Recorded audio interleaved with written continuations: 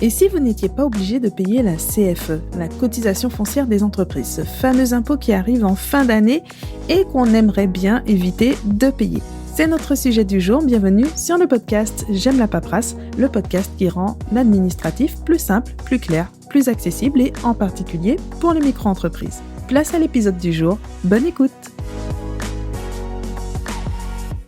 À chaque fin d'année, les entreprises doivent payer la cotisation foncière des entreprises, donc la CFE. C'est un impôt qui concerne une large majorité d'entreprises de différentes tailles, de différentes activités, y compris quand on est auto-entrepreneur. Mais nous allons voir donc dans cet épisode qu'il est possible d'éviter de payer la CFE grâce à une exonération, donc sous certaines conditions bien sûr, mais il existe différents types d'exonération et donc c'est ce que nous allons voir.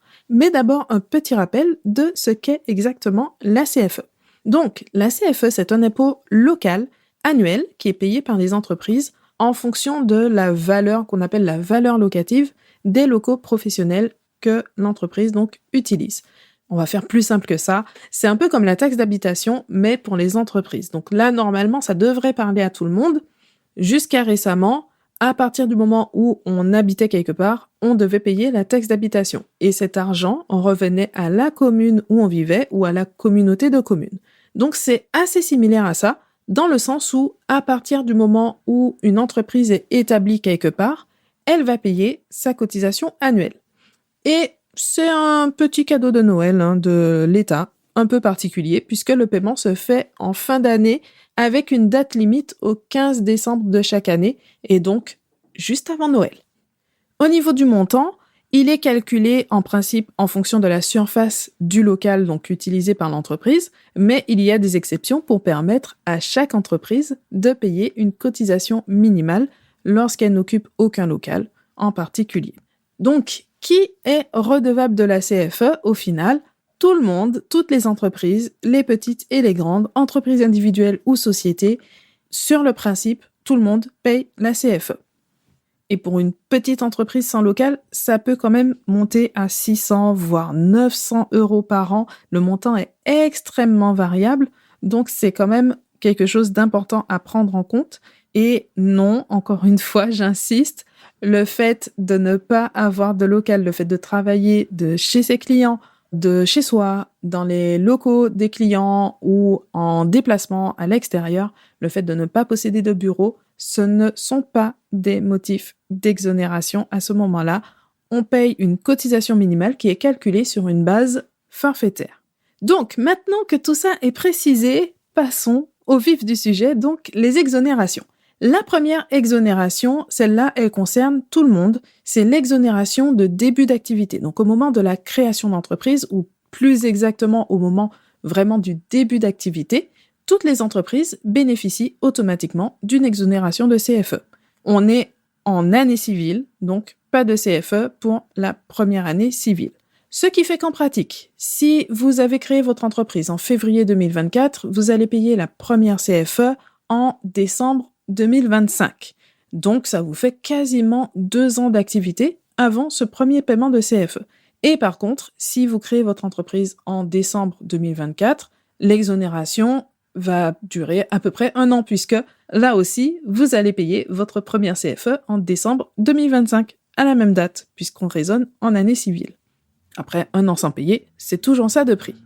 Ensuite, parlons quand même de la réduction de CFE pour la deuxième année d'activité.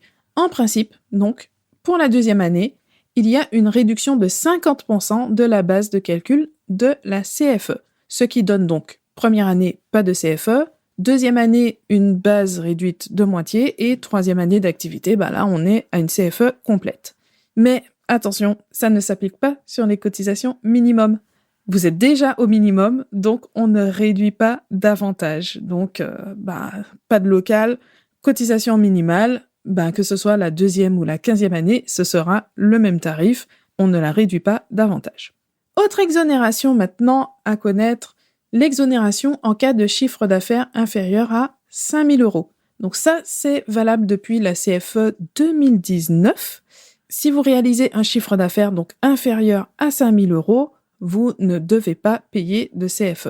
Alors, on est d'accord, 5 000 € pour une année, c'est très insuffisant pour vivre. Mais au moins, ça permet de ne pas avoir de cotisation à payer quand on a juste une petite activité complémentaire de vente de création, par exemple, ou qu'on a créé une micro-entreprise et qu'on est vraiment au tout début et qu'on n'a pas encore vraiment lancé son activité. Mais attention, il faut bien prendre en compte le chiffre d'affaires en question. Donc, 2 choses à savoir. Le chiffre d'affaires pris en compte pour cette exonération, c'est celui de l'année N-2. Donc, par exemple, pour savoir si vous allez être exonéré de CFE en 2024, on va regarder votre chiffre d'affaires de 2022. Ou par exception, si votre entreprise n'existait pas en 2022 parce que vous l'avez créée en 2023, là, on va regarder le chiffre d'affaires 2023. Mais c'est la seule année où on va prendre l'année précédente, donc N-1 au lieu de N-2. Donc, première chose, attention à ce décalage, donc à chaque fois de 2 ans.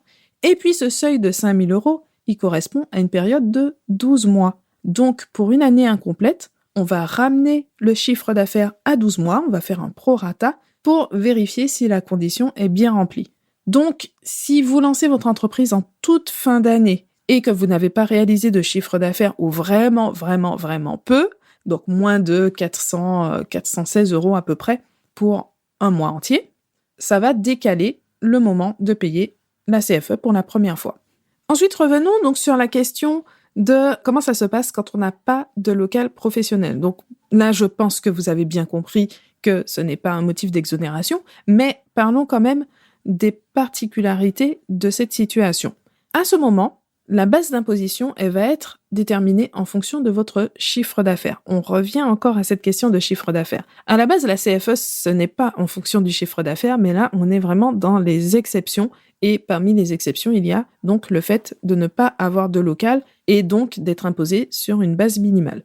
Et donc, pour ce chiffre d'affaires, en fait, il y a de grandes tranches.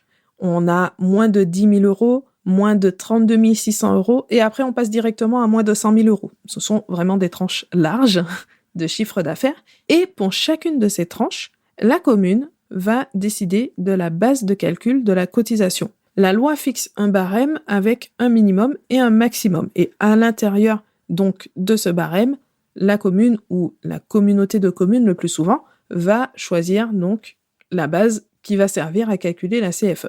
Et là encore, c'est assez large. Le minimum est d'à peu près 240 € et le maximum, à chaque fois, donc pour chaque tranche, il va être de l'ordre de plus ou moins 500 €. Ensuite, on passe de l'ordre de 1000 et quelques euros, et 2000 et quelques, et donc ça augmente de manière assez large. Mais encore une fois, ce sont les bases minimums et pas la cotisation elle-même. On ne peut pas avoir directement le montant de la cotisation, ça demande de faire certains calculs. Ensuite, à côté de ces exonérations, on en a d'autres qui sont assez fréquentes, notamment l'activité. Par exemple, les artistes, les auteurs, donc un écrivain, peintre, illustrateur, photographe d'art, tout ça, ce sont des activités qui sont exonérées de CFE de manière permanente. On a aussi les artisans, sous certaines conditions, l'idée étant que ça doit être un travail manuel principalement, qui exclut certaines activités qui normalement sont considérées comme artisanales. Je pense en particulier aux boulangers par exemple. On considère que dans le prix du produit, il y a une trop grande partie qui correspond au prix de la matière par rapport vraiment au travail de l'artisan. Alors là, c'est vraiment la fiscalité, aucun jugement là-dessus. Mais donc ça fait que certaines professions sont reconnues comme artisanales, mais vont être exclues de ces exonérations. Mais on a l'activité de couture ou mécanicien ou création d'objets d'artisanat en général. Tout ça, ça va être des activités donc qui vont entrer dans l'exonération de CFE de manière permanente. On a aussi les VTC, les chauffeurs de taxi qui exercent en nom propre. Là encore, ce sont des activités qui, par principe, sont exonérées de CFE. Et puis, on a des situations qui sont assez fréquentes, mais auxquelles on ne va pas toujours penser. C'est le fait d'être implanté dans certaines zones qui vont bénéficier de mesures particulières, qui sont là pour favoriser l'activité économique. Donc, par exemple, les QPV, donc ce sont les quartiers prioritaires de la ville. Il y a différents avantages à être implanté dans ces villes, mais non, ce sont vraiment des quartiers, ce sont des zones découpées à l'intérieur des villes.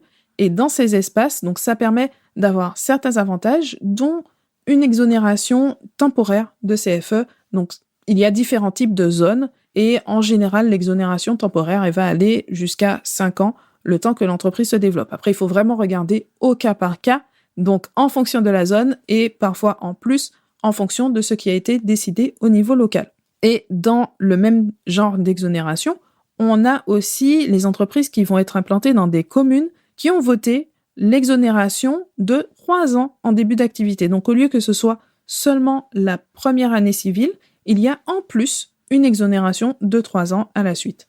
Donc après, il y a encore d'autres types d'exonération, c'est-à-dire d'autres activités qui vont être exonérées, mais ce sont des situations qu'on va moins retrouver dans le cas de la micro-entreprise. Là, j'ai vraiment cité les principales situations que l'on va retrouver. Donc en pratique, comment obtenir l'exonération de CFE ?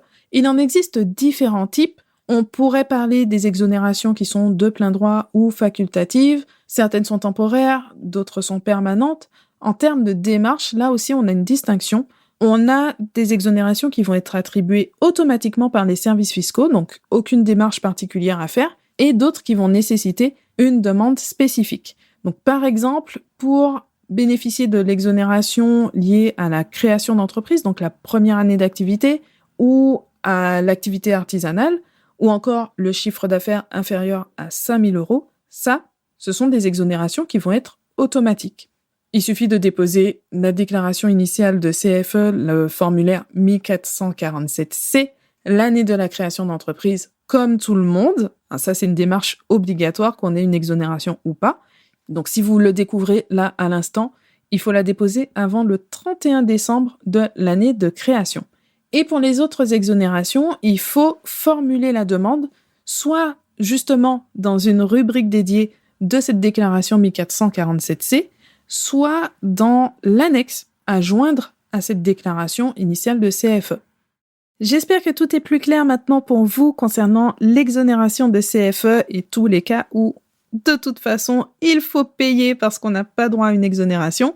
Pour aller plus loin, retrouvez l'article de blog donc sur j'aimelapaperasse.com qui contient en plus des explications une petite foire aux questions et le lien vers les différentes ressources liées donc à la CFE avec notamment la fameuse déclaration initiale à déposer au plus tard le 31 décembre de l'année de création. Comme d'habitude, donc retrouvez toutes les ressources utiles vers les formations, les ressources à télécharger gratuitement, bref, tous les contenus utiles pour aller plus loin sur j'aimelapaperasse.com et vous avez également les liens dans la description de l'épisode. Merci d'avoir écouté cet épisode jusqu'à la fin. Un grand merci au passage aux personnes qui déposent un avis, un commentaire sur Apple Podcast ou sur Spotify ou qui prennent le temps simplement de laisser une note 5 étoiles. Tout ça, ça aide le podcast à se développer, à se faire connaître. Donc, un grand merci et je vous dis à très bientôt pour un nouvel épisode.